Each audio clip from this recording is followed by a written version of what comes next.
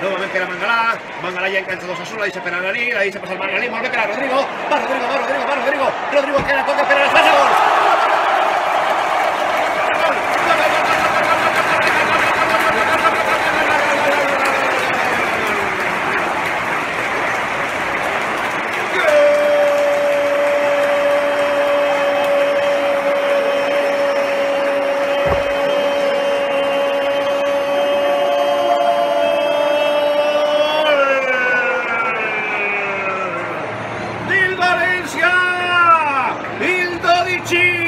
La veretta di Policoro Simone Zaza.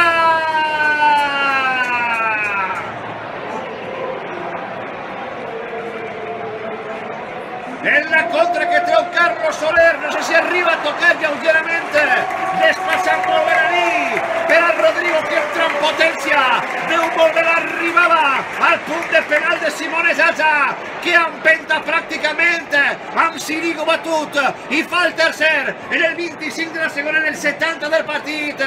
Marca Zaza, València Zaza 3, Osasuna 0.